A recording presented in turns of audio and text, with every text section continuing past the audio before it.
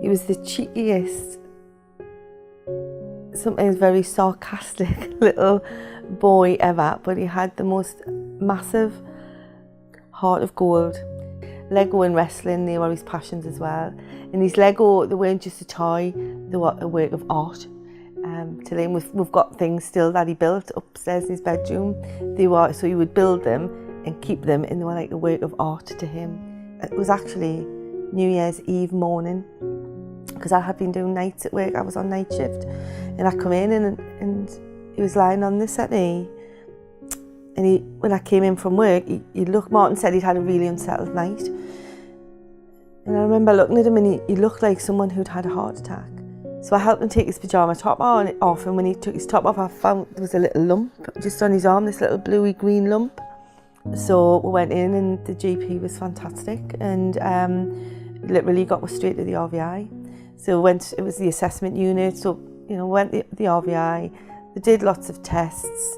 They did an X-ray, and if they had found nodes in his lungs, I think he would have started some chemotherapy straight away, but there was nothing, so I had to go back a couple of days later and for bloods, and his bloods were abnormal then, and she just told me what he had, and it was just covered in cancer. It was all over, and it was in his nodes, in his chest, in his stomach, obviously the muscle, it was in his knee, bone, ribs, and 2 places in his skull as well.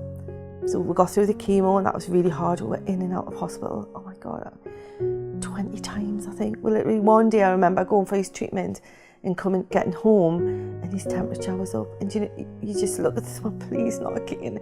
And he was literally bundled back into the car, back up to the hospital for IV antibiotics. It was never ending. They put him on maintenance treatment, which was massive, considering at the beginning they didn't know how he would respond. He had to have plasters on both of his legs from the knee down because he was on his tiptoes with the chemotherapy. But he just got on with it, and Liam was very in touch with his feminine side, and he often had pink plasters, and he just loved it, he just loved it. We just wanted to do the things that he wanted to do, and we tried to do that as much as we could, really, and give him whatever time it was going to be, whether that was years and we kept things at bay, or not as long, good times and good memories. It was really hard because he was all excited going to high school. He would have gone to high school because he was 12. So that's when that last term, when Liam died in September, he would have started new school. And he didn't know, I'm not sure if he knew he was dying. I think I look back sometimes and think,